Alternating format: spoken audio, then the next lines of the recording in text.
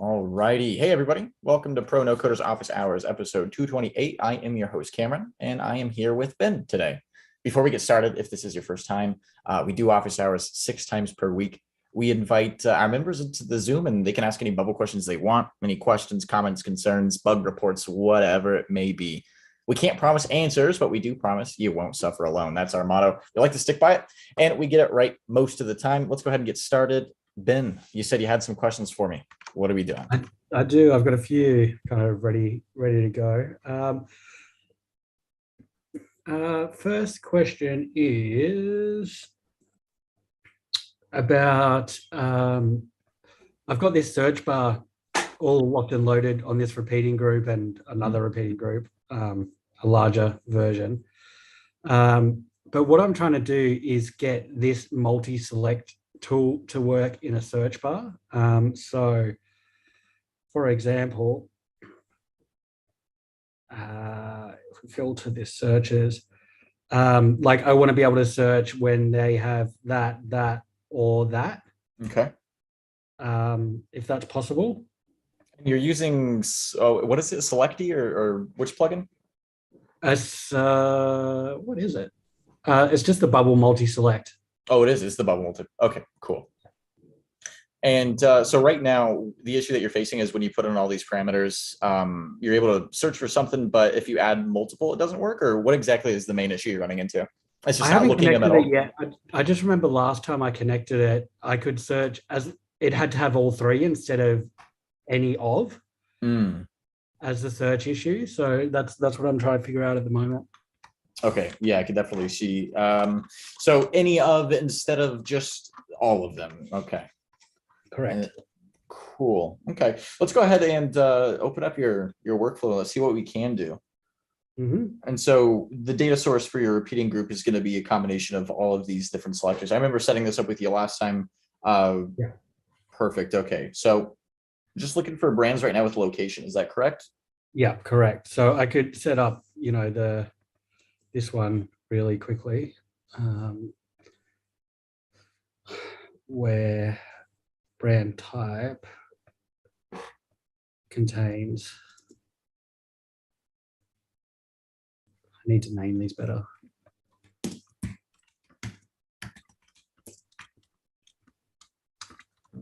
Contains this.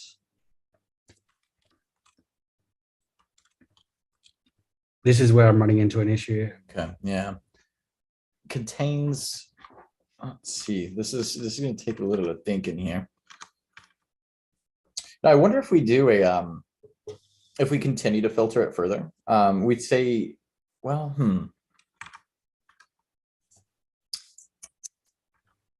It's a really good question. Yeah. So because it totally makes sense, if we put them all in, it would be looking for all of them. They have to contain all of instead of one of. Value. Okay. So scroll down a little bit. Let's see what other options you have here. So we do have a filtered. I'm wondering if we do a filtered and yeah, let's go ahead and add filter. Let's click on that and see. And one of the constraints, I wonder if, well, that doesn't do much for us. Yes or no? Okay. Oh, sorry. Oh, you're good. Because what we're trying to do is isolate the list. And we want to pass it if the parameters are empty, of course. Yes. Oops. Yep, that's correct. Yeah, I'm trying to think about how we would get that. Okay, so let's erase this filter here. Let's get out of that. Yep. And let's select value. And then each item, we're looking for how are we searching the name, is it? No, this is for like the category or the type. Yeah, okay, so each item's type, I suppose, right? Do we have that display? There we go. Yeah, perfect. Okay, and then I'm saying we need more.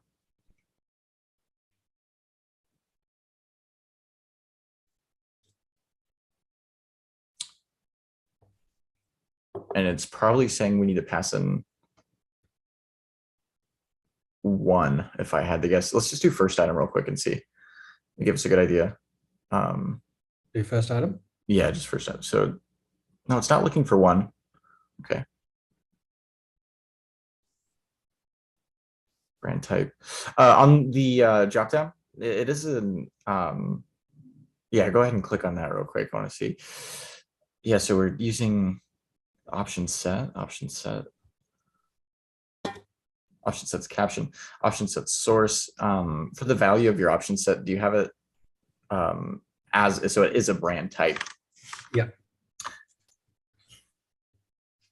Okay, so I'm trying to like think about how we would filter out a repeating group with multiple selections. And then if the selections aren't found, then just say whatever. So in this case, if we were to keep it as just the sources for the repeating group as this set contains, what's the error saying? Is there any chance that we'd be able to sift through 101 issues and see maybe what it says? If it's expecting a list or if it's expecting something else? Now, where would we find that? That's a tough one, huh? Let's scroll all the way down. Let's see, and then a little bit above the bottom.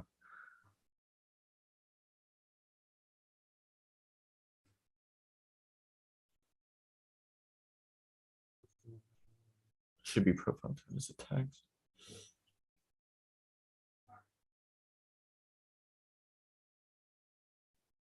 And this would be called type. Option set type. Is that what? Okay. Yeah, in brand search.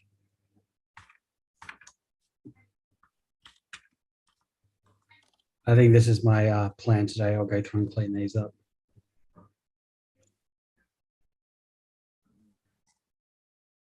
So the contain works only when, of course, it's a list of items that was.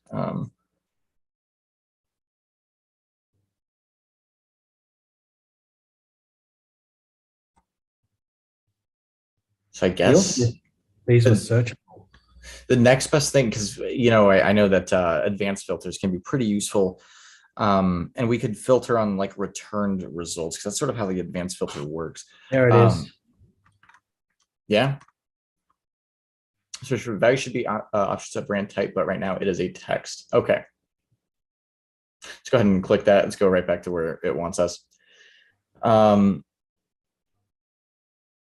so that means in the source is currently set as a option set. Now inside the option set itself, let's go to that inside data and then the option set. Option set and then brand type. Display is a text. Yeah, that makes sense. So we shouldn't be passing in the display. Rather, we should just be passing in the brand type of the list of brand type. Let's go back to our workflow. Yep, and delete each item's display.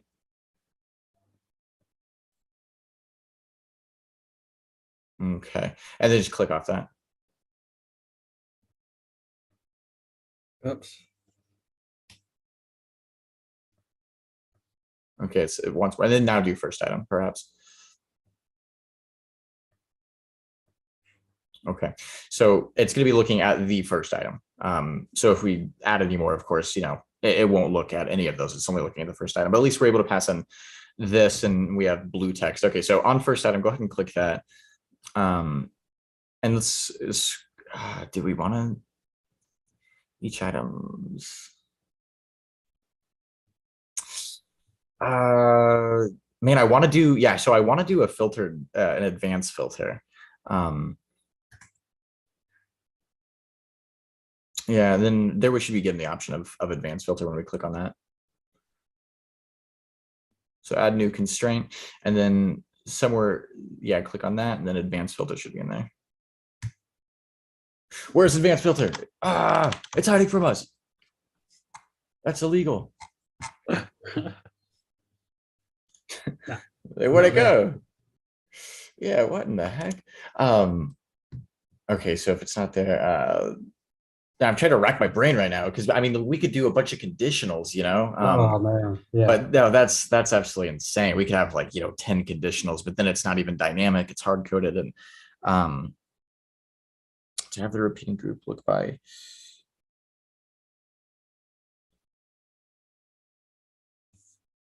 I mean, what we're really after is input brand search drop downs value like a contained or something like contains.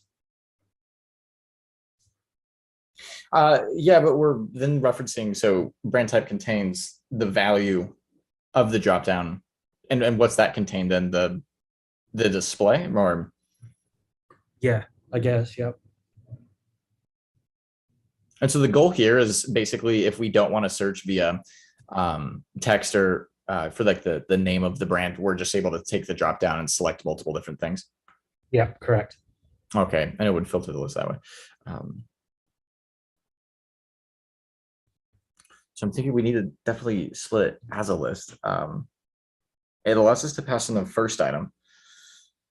Is there any way for it to allow us to pass in a list so using a list to filter a repeating group, basically? That's the main goal. The main goal right here is to filter with a list.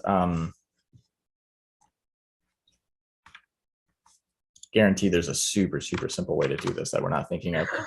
It's always like that. It definitely is always like that. Input search brands filtered.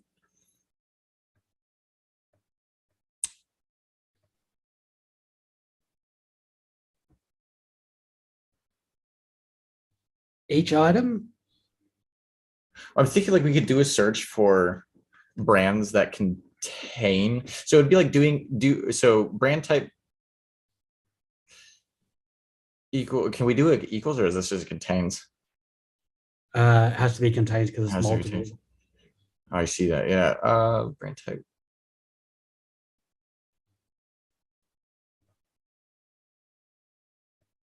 Value.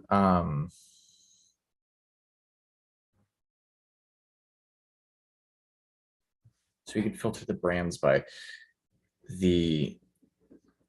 so if this dropdown exists in the brand, then we can show the brand basically. So it contains.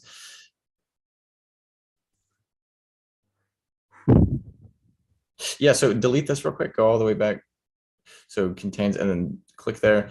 And then so we're not given a do a search because this is. Yeah, we Oh, are. yeah, okay. That threw me off there. Yeah, let's do a search. So brand type contains do a search for brands. Where constraint is brand type contains then the dropdown. Same problem.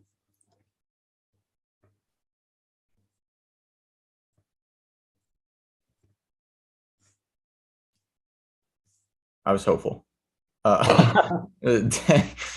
Um, scroll down, and then because we have each item's black. What do those colors represent? Logos that are in the option set. Like that's the purple logo, that's the line logo, field black logo. Okay, gotcha. Attributes. I wonder if we could do like where inside your attribute, inside of the option set, Yeah. we set one of the attributes to reference itself, basically. So we could then say each item's whatever that we set so it knows it's a brand. Does that make sense? So in our option set, I don't exactly know how this will work, but we'll go through it. So let's create a new attribute. Let's call it a brand. And then attribute type will be, in this case, a brand. Or a brand type, rather, whatever it's currently. The option set, brand type? Yeah, this seems wrong, but let's do it. Cool. So it's like referencing itself, right? Yeah. Okay. So let's go back now to the design. Yep.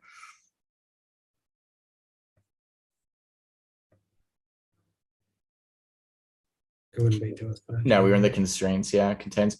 Each item's display. Each item's now. Let's see if each item's brand OS. Each item's brand right up there.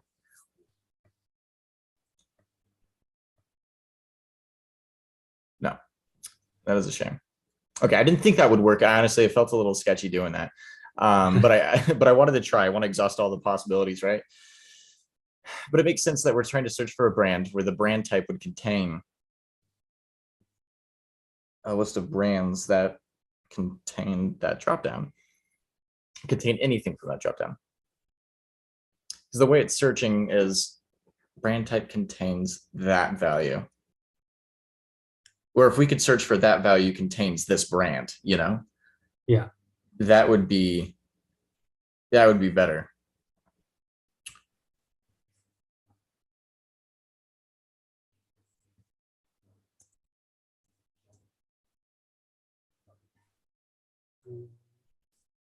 Yeah, so wait, type of concept, brand, data source, search for brand, search for well, that would throw off, I guess, everything else that you have currently set up though, logic-wise.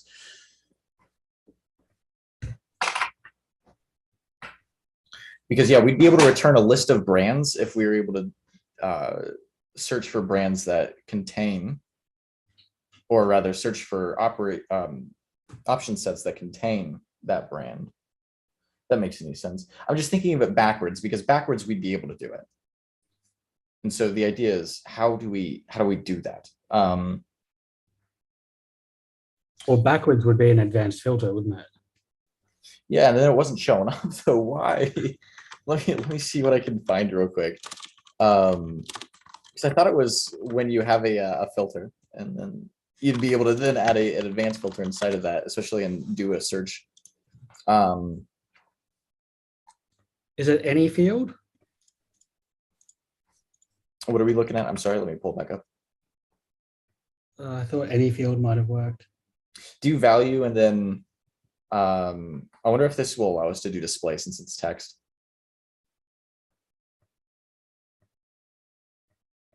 Do each item's display? I'm wondering. Or did you already try that? Yeah. Oh. All right, fingers crossed. Let's see if that works. I took something super simple, right? Like, oh my goodness. All right, I hope this is it. Okay, so there's those ones, and then something else that I know is here. Yeah, works.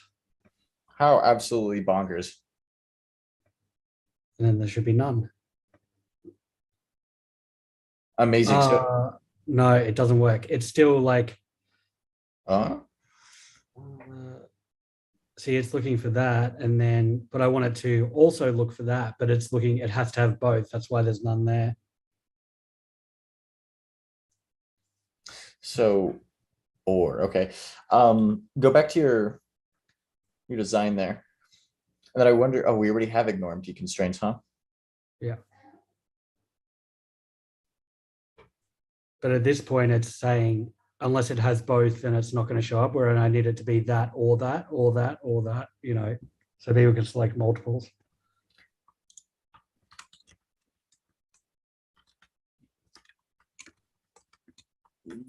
Yeah.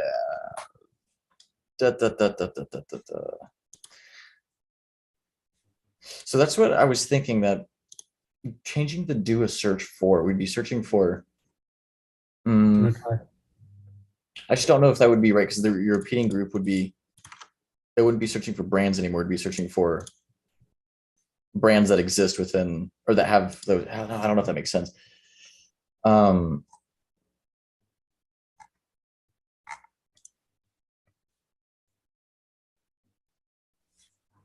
it's a list we're passing in. We should be able to use an advanced filter. I am honestly a little confused about that, why it wouldn't be showing up.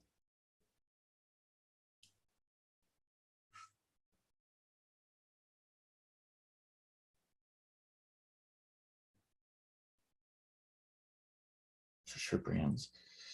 No. That's a really good question. My goodness. It's one that, like, you think, oh, this will be simple, but I racked my brain for ages with it and just could not figure it out.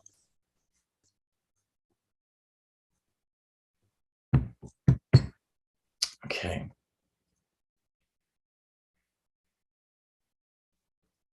Yeah, so I genuinely think it would be an advanced filter what we need to do.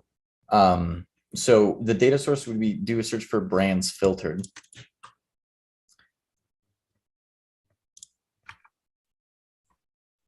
So let's do data source where it says data source, do a search for brands, then filtered. I think that's where we're going to be able to find that advanced filter. And then add new constraint. Oh, sorry. No, you're good.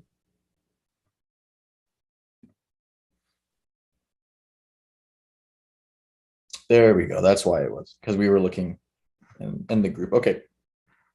So yeah, and then what we need to do is we need to do a search for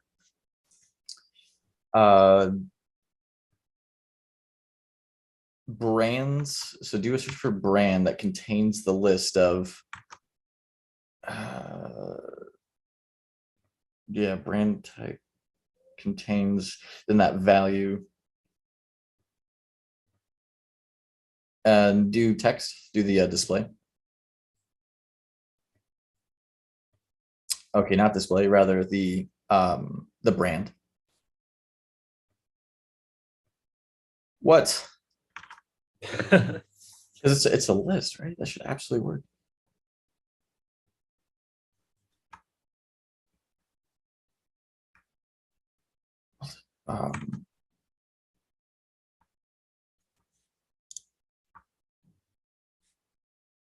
Sebastian just joined us. This is hey Sebastian, welcome. Yeah, so input search brands. So the brand type contains each item's brand. Click on more again for me. And we've exhausted both the brand and the text, right? And then scroll down a little bit. Sorry.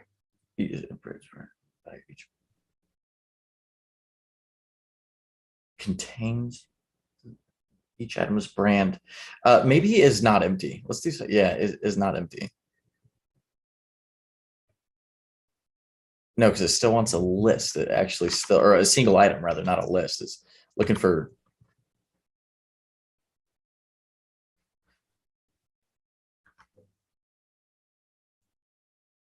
And it contains input searches. Is there a brand type contains list by any chance, or is it just contains doesn't contain? Yeah.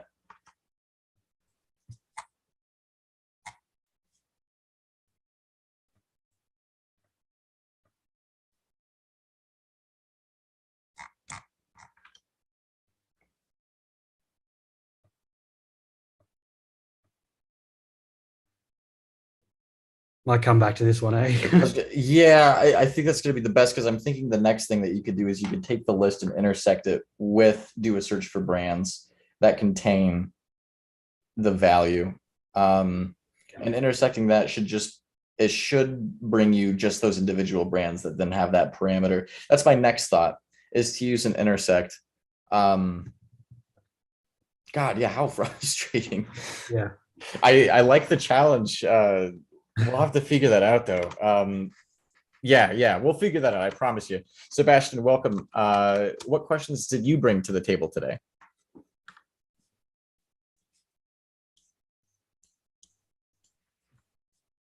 Are you there? He's hiding. Okay, let's see. I'm gonna scour the internet.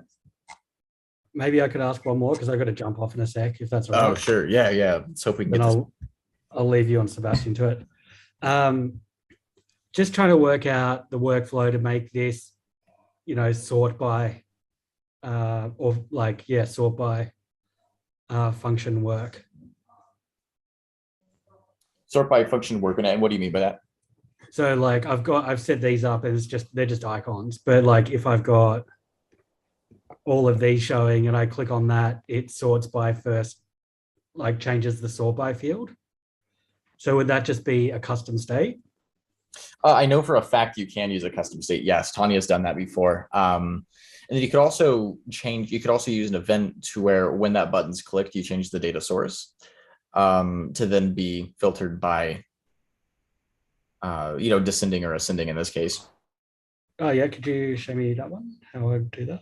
Yeah, so on that button click, we would change the source of that repeating group. So data, and then or just type in source, I think it is. Change, maybe. Goodness, why is this happening? Okay, I'm gonna pull up my bubble real quick. Give me a second. Let's see. Okay. I have a repeating group, right? And we say when this button's clicked.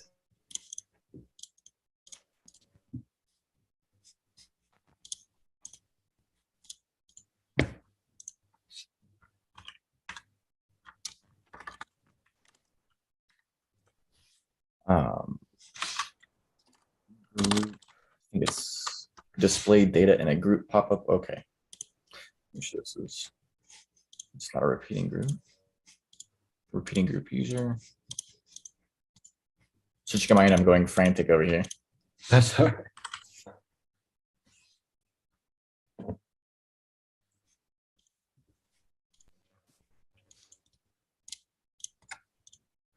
Okay. Display list in a repeating group, I believe it is going to be. I'm going to sort by first name ascending, and I'm going to have it set to where it's originally descending. And I realize I'm not sharing my screen. Let me go ahead and share my screen here.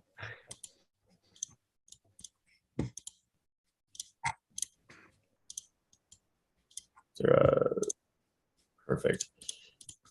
I changed the current cell users first and last name, where this is, we're searching by first and last, descending is no.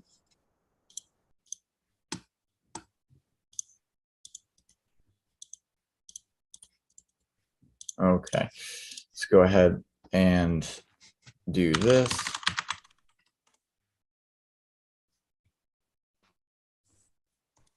This is on a pop-up. Okay, so admin booth Sam, and then we switch it, and so the button clicks, right? And we've gone ahead and effectively switched the orientation of this list and the way that it's set. And then similarly, the way that you would, of course, have it set on your repeating group with the filters is you would just add the constraints for whichever filters, right?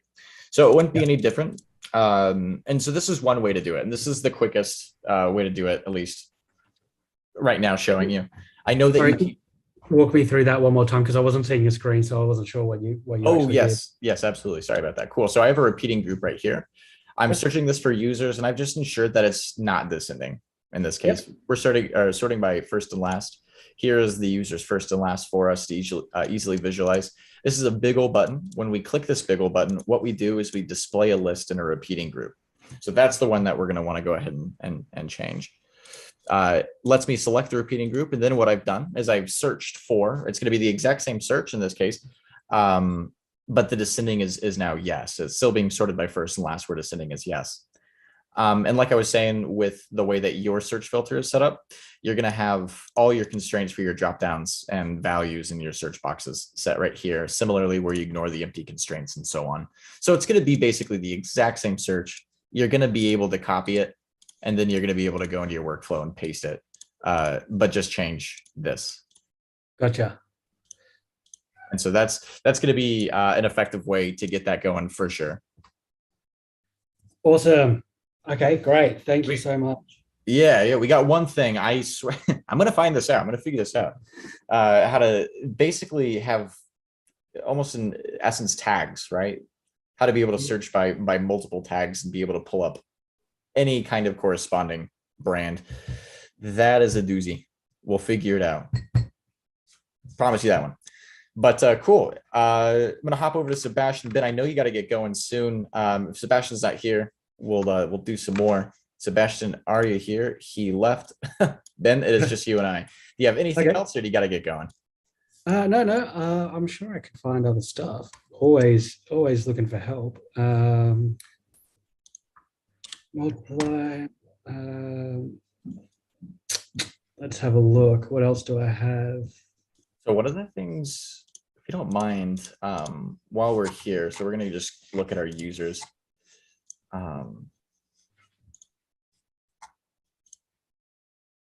So let's see.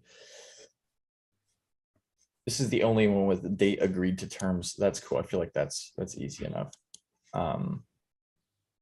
Wait, next we need to filter it by a list of things, right? So Yeah. since I already have it on user, what I'm going to do is I'm just going to add a new field called tag.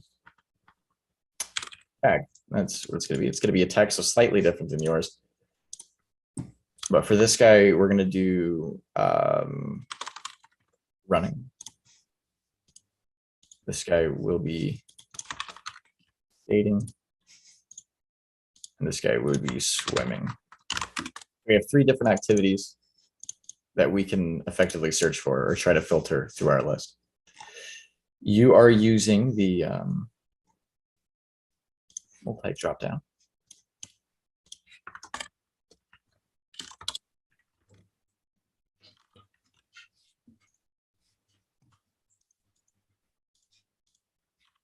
It will be filtered by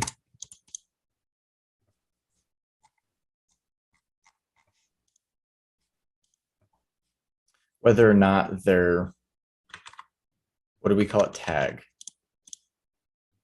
contains. So I'm doing it slightly different. I'm getting slightly different responses because I'm searching via text in this case. We'll ignore the empty constraints here, but what we're going to do is we're going to see if so swimming and skating. Okay, so same problem where we're searching for swimming and skating.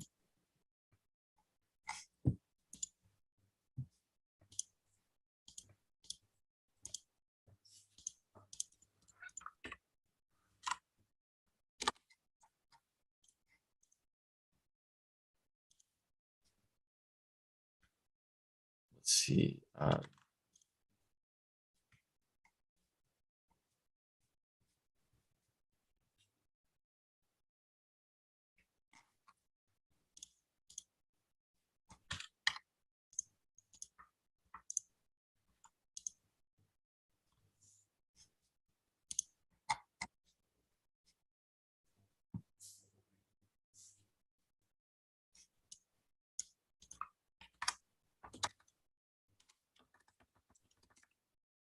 Oops, no, not that one.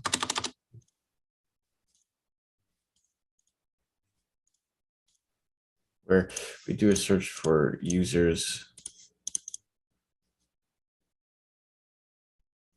Oh, how would, so this is sort of erroneous. We really don't need this. I was just saying if somehow splitting it into a list would separate it, but it's already being split into a list, so it's not really going to change anything, I don't think. No. Right. Yeah. We could definitely try the intersect option as well. I want to see maybe if that would work, but so we'd be searching for users where the tag, this is like the exact same thing though. We want to search for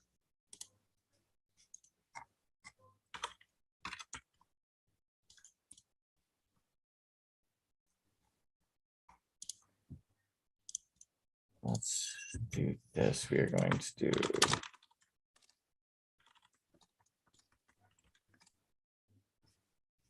activity, modify attributes.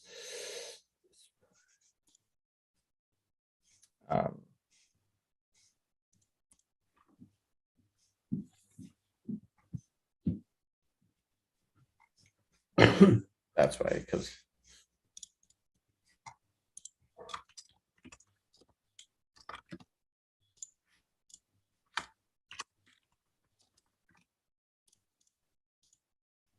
he's a text. So running and then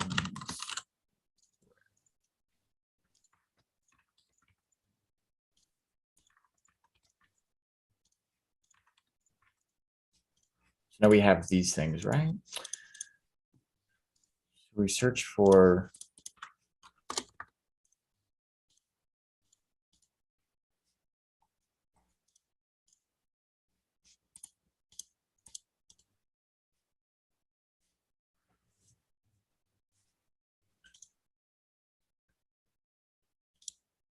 well, this isn't going to be right though. I don't think this is going to do anything for us, but at least where I'm wanting it to go now. Because we're searching, yeah, because we're just searching for, that's not right.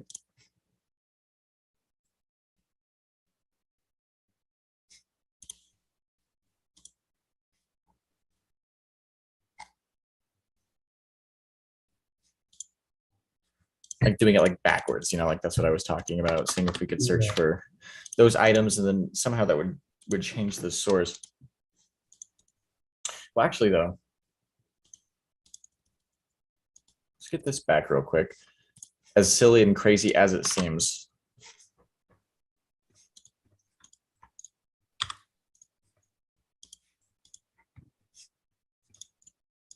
I want to take a look at this repeating group, the data source.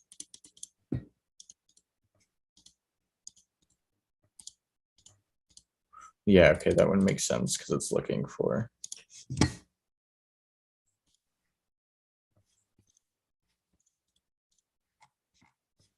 Also, because I'm crazy, we're going to go ahead and run this as a user real quick.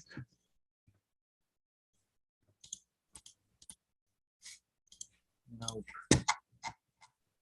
Yeah, this isn't the right way of doing it.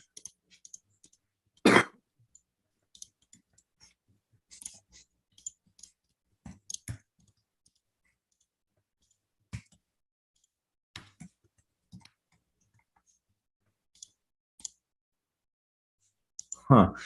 I don't like that. Okay. I could spend all day on this. What other question? Yeah. That's all I got at the moment. Ah, we're going to spend all day on it then. Dang. Okay. So we did the advanced filter and it wasn't set up the way that necessarily would probably be the best, but so now I guess we can search for items that have a tag.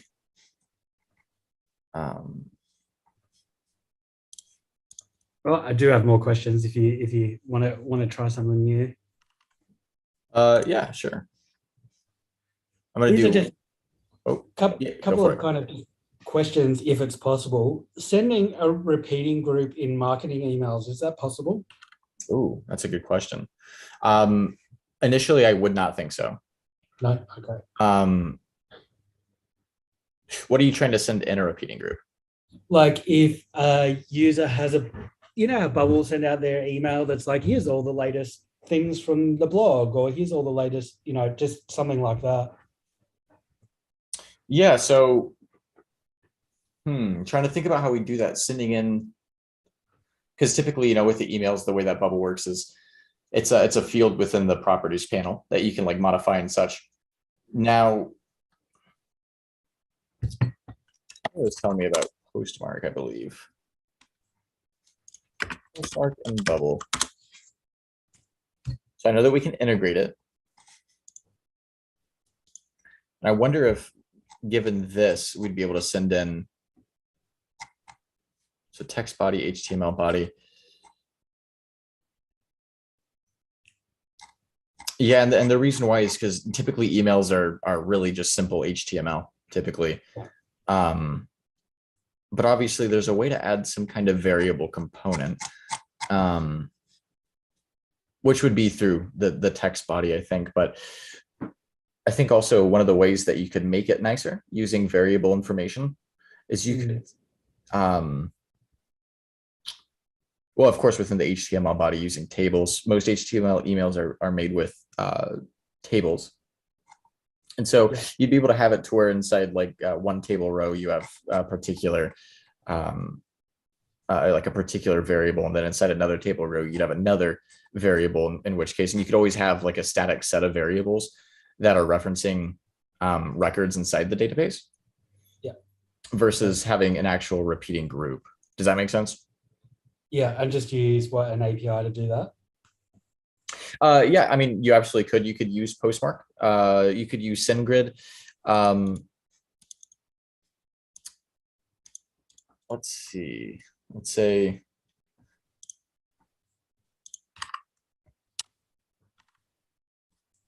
did not mean to click that. So send email. Do we have the option? So we have a rich text editor.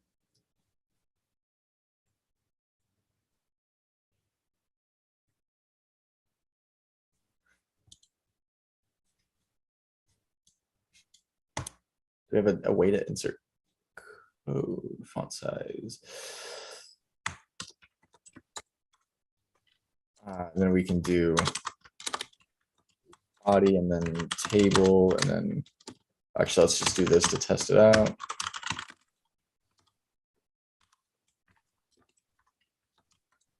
Load up the HTML. Let's see, how does this actually print? Is this really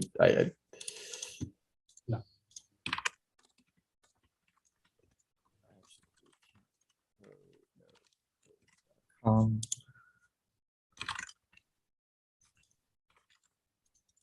Actually, we'll do this, do a search current users first and last. Let's copy this because I don't want this to do it when the page is loaded. Rather, when an element is clicked, the element we're going to click. Sure, we'll click this cell. Did I get rid of the button? I did get rid of the button. That's why.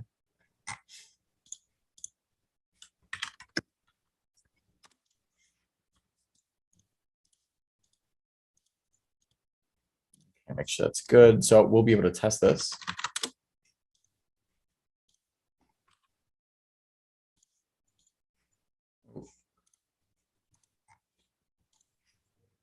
Don't know if we should be showing any of that information. Oopsie daisy.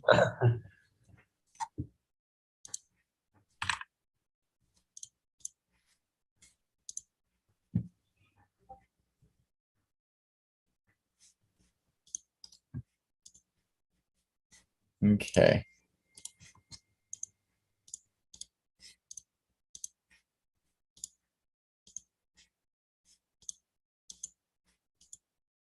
Oh, just got an email. There we go.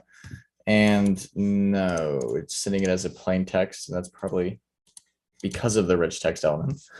So yes, using probably Postmark or SendGrid to actually integrate an HTML body. I was hopeful that maybe we add the option here, but it looks like really this is just going to be a plain text. Yeah, how unfortunate, because we also wrote it in rich text. Yeah, so best bet is to be able to have control over the template, to be able to stylize it the way that we want to. It's going to be through, like I said, either Postmark or SendGrid. Tanya says only used Postmark. She says it's way more reliable. I actually met with her in person. Hey. Yeah, we got to hang out finally. It's been crazy. We sat down and she was just telling me, she's like, you need to use Postmark, because I currently use SendGrid for one of the things that I do. So, but yeah, to answer your question there, that's going to be the way that you're going to want to go about it. Awesome. Well, that's all my questions. Oh, you got Sebastian back. Sebastian joined. Hi. He's back. I got to jump off. Thanks for that, Cameron. I'll chat to you soon. Absolutely. You have a good one, Ben. Take care, man. Sorry, my computer got out of battery, and it just took hours for it to reload and restart. That is not good. No, but finally I'm here. But he's here. What are we doing for you today? Let's see. I'll open up the bubble. Let's see. Okay. Yeah. So I have this. I have this voting thing here, where I imagine that when you press the button, they will give a point in the database on the team level to a tally of these, so that I could get a graph that shows how many in the team has voted for drive, how many points do drive have, how many points do tenacity have, how many points Yeah. And is this for each team, or is this all the way across the board? So each team has their own workshop. So this solution is for all, but I want to show it on team level. So the way now when I try this, the button I've tried to set the conditions so with custom states, but it doesn't really work because when you press the next button is being pressed instead. So yeah, show me what you mean by that. That's a bit interesting. You're using custom states to hide and show or to count, or? Yeah, exactly. So I can press team spirit, but when I press control, team spirit is not pressed, and I want them to be able to choose many alternatives before they vote. So the appearance is one thing. And then I need to overlook how the solution is working as well. Gotcha. How is your current workflow set up? How are these states set up? Let's see. Like if you click on one of those blue buttons. Okay. Yeah.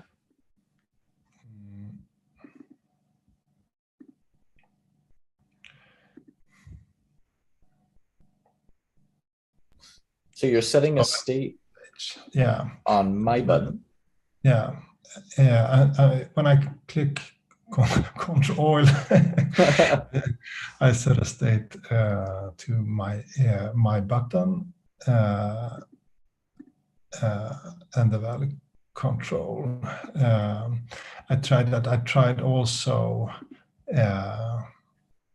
So I have a my button custom, but that I've tried. Or active. I tried the different things because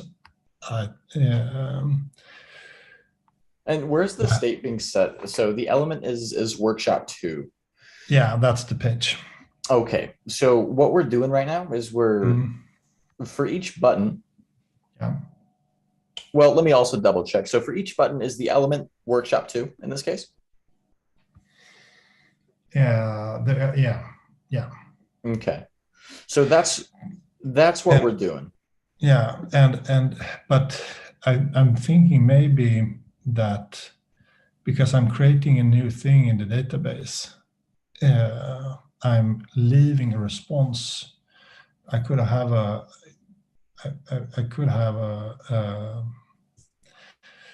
when the user clicks the button, I could connect it to the database, and I could have it directly connected.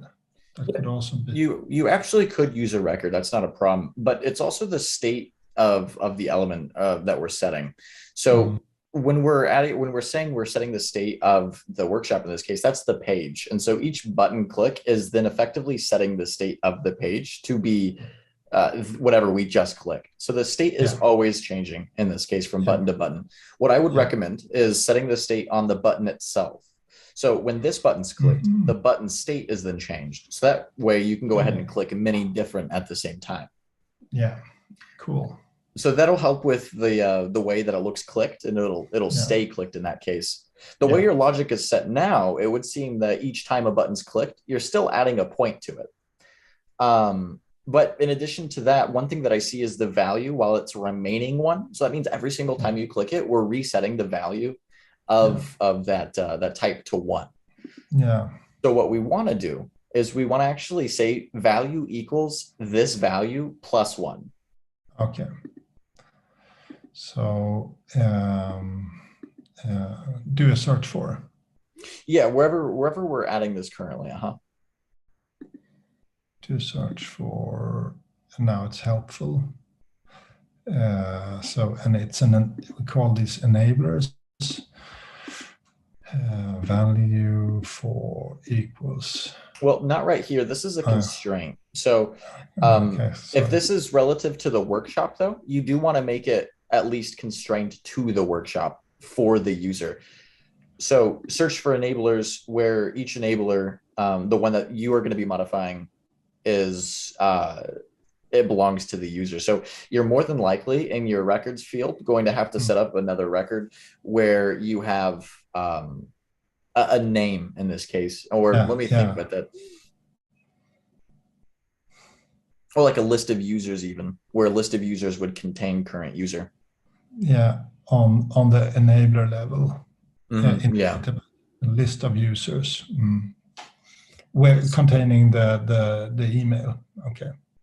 That's right. But now the value would be search for enablers, and then first item, because we'll be able to constrain it for that particular person's item. Value +1.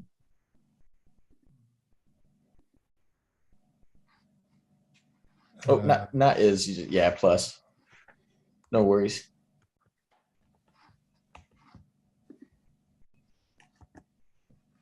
Yep. So now every single time that you click button helpful, it'll now add up one by one by one.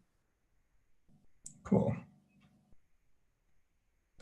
And there's a way that you can set it to where, let's say somebody clicks the button and then decides, hey, you know what, I don't really want that button anymore. You would set up another copy and paste this workflow, but you would set up conditionals.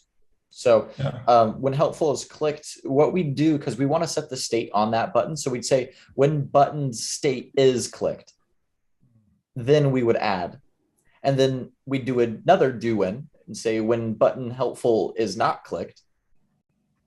And in fact, we'd actually inverse that. So when button helpful is not clicked, which means then we'd click it, we'd then set the state, and then we'd add the, we'd create a new enabler. Yeah. Now, I don't know if we want to create a new enabler, rather want to modify. Modify, yeah. Now, and even this is a modifier, or no? This that's a creating a new one. So if we were to click button helpful 30 times, we'd create 30 new enabler records. Yeah. Okay. Now, you can use conditional logic, though, you can have it on the same workflow where if it hasn't been created yet, then you could create it. And if it has been created, then you could modify it. So here you see my screen, right? Yep. Yeah. I would set a new state here called click button. Click. Yeah, exactly. And that would be. I would do a yes or no. Yeah. Keep it binary. Yep. Default value would be no. Yeah. So now in your workflow,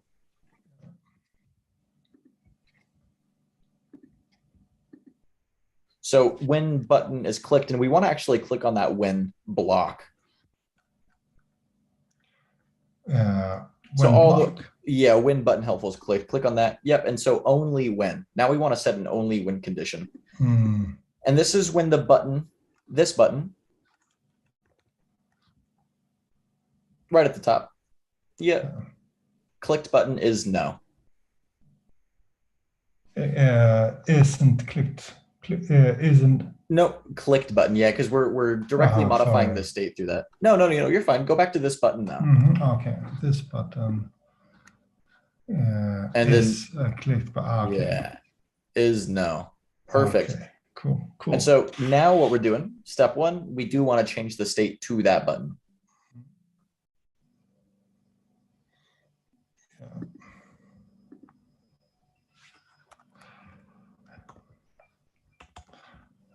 So I guess the elements like helpful button, I think. So the element where it's currently workshop 2. No, you don't need to delete it. No, you don't need to delete it. Bring it back. Yeah, you're making more work for yourself. No. Element workshop 2, click that. And now we want to find helpful button. Yeah, okay. Just like that. And so, now we create the custom state where we can call this clicked. Yeah, but I already created it on the button level. Button helpful is clicked, and this button's clicked is no. Oh, that is a bit strange, actually. Do we have multiple helpfuls? Yeah, we do. That's probably going to be why then. Yeah. Okay. And so now we'll say it's yes. And now what we're going to do is we're going to take that block that we just modified. We're going to copy it. the entire block, they'll win, but yep, This copy one, that. yeah. And this should be here, right? Yeah. And we're just going to paste it. And now we're going to change some of the things. So now when the button's clicked button is yes, now we're going to set the state to no. Now let's go back to the first block. And now what we're going to do is we're going to add make changes. So click here to add an action. And we're going to change the enabler. We're going to change, do a search for enabler. And again, remember, we are going to want to set constraints on these items here. The user. Yeah, exactly. So just remember that. But before that, we do want to say search for enablers first item.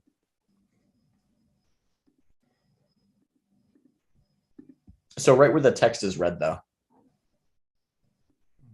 Yep. And so we're only going to make changes to the first item when the button clicked is no. Or I'm sorry, no, that's not right. We're only making a changes when do a search for. Sorry, I got a little confused there. No, yeah, delete that. I misspoke. Yeah, I don't know. So we're going to do a search for. Only when though. Yeah, yeah. When enablers count is greater than 1. Or is, I should say, greater or equal to 1. And we could even just say is 1 if we only expect to have one enabler, which makes the most sense. So yeah, just put the number 1. Cool. And then now we want to take that logic. So only when, let's copy that. Yeah. No, not the entire thing, just the only when logic, the blue text.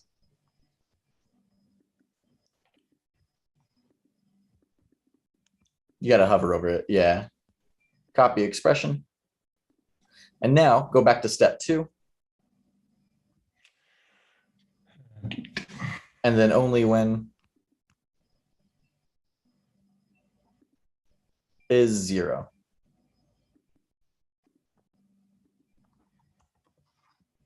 Okay, so what we're doing here is we're saying if we don't have a record, we're going to create it when this button is clicked.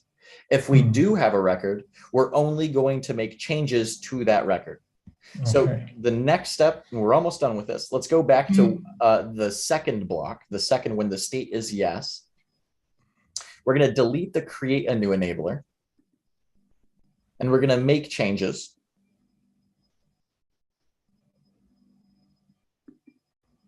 And so we know with confidence that no matter what we do, we don't need to create or delete a record or anything. And the reason being is because the state would have to be no on default. Because if we click it and the state is set to yes, that means we created a record. So now what we're going to do is we are going to change the value of this record. So if somebody deselects that value, right? So change another field there where it says make changes. And that value is going to be this enabler value -1.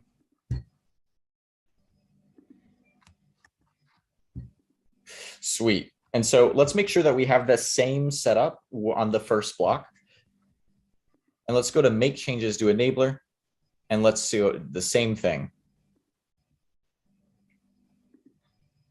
I wish you could click the label and like change it to value. Oh, I guess you just did. I've never. Sometimes it just doesn't let you, but all right. And then, yeah, we're going to be adding one here.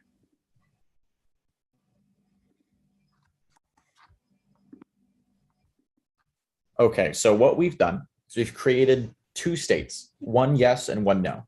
When it's not clicked, we set the state. We create it if there has been no enabler, or we make changes if there is an enabler present. The second thing that we did is we created a block where if the button is yes, then we then change the button to no. and then we modify the enabler. So now what we need to do is truly test it. Now, one last thing before we do that, go to your design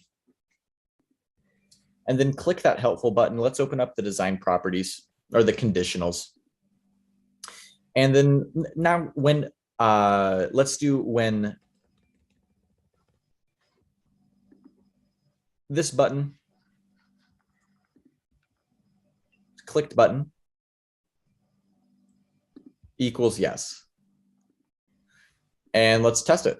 Let's see if this works.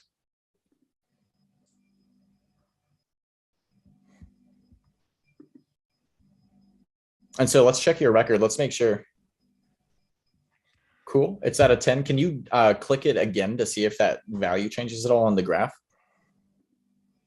Deselect it. Yeah.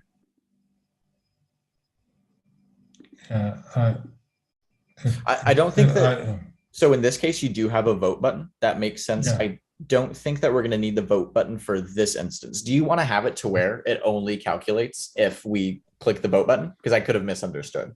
No, it's fine. I just when I click the vote button, it appears. Well, one of the reasons, let's go back into your database. So we're going to look at your records real quick, and we're going to go to the enablers.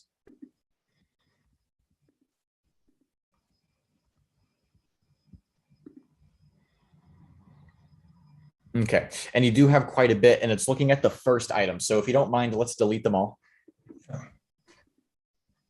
It looks like you're gonna have to delete 41 more in addition to that.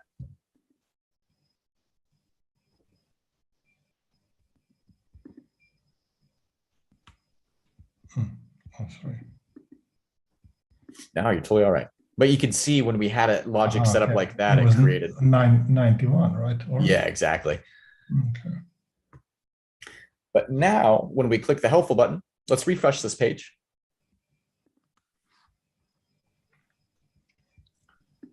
And let's go look at the bubble editor, or let's go back to your database, I should say.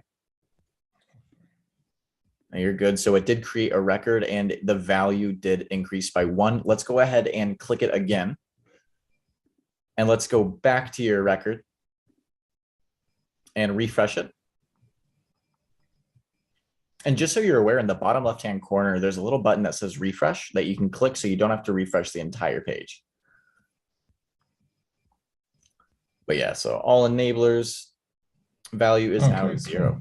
So that's the way that it's going to work dynamically. It looks like your graph is looking at a different record. And so that's why. Yeah. But yeah, so that's what you're going to do to all of those buttons. And you'll be able to pass in that data the way that you're going to want to be able to pass it in. Now, I will make one small little thing. If you do want the vote button to send in that data, what you're then going to want to do is you're going to want to, instead of making them or modifying or changing those records, you will want to set a custom state, another one that is the number value. So when that button's clicked, you set the button state of 1. And you could say value number 1 or something, right?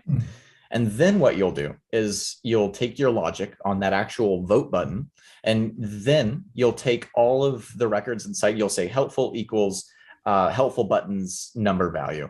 And then you'll say whatever other attribute there would be, you would pass in that state as a number, if that makes sense. That's the way that you can go about it if you don't want it to be instantaneous. Okay. Otherwise, you could just keep the vote button as the button to sort of like, would you say, trick the users into thinking that it compiles then, because it looks like that vote button does show a graph. And that's the ultimate sort of, what do you say? Experience. Yeah. Yeah, exactly. Yeah. Yeah. So great. Well, when I, let's see. So, let's see, look at the workflow. So when I, sorry, when I do it, it's here that I look for the list of users. That's right. List of users contains current user. Yep. Oh, perfect. List of user content. Perfect. Thank you so much, Cameron, for today. Great help. Yeah, I'm really glad that I got to help you out. Amazing. Yeah. Can't wait to see Cool, it cool. continuously develop. Yeah, I will be back. Cool. Yeah, please do. Yeah. Thank you. Definitely. You have a great one. And I do just want to sign off and say, everybody else that is watching, thanks for joining this episode of Office Hours. I promise you we're going to get that first bug fixed on an upcoming office hour. But with that said, my name is Cameron. We're going to be transitioning now to after office hours. So if you have questions that are a little bit intimate or personal, and you don't want the world to see what you're working on, go ahead and stop by. Those after office hours are available to our members. With that said, though,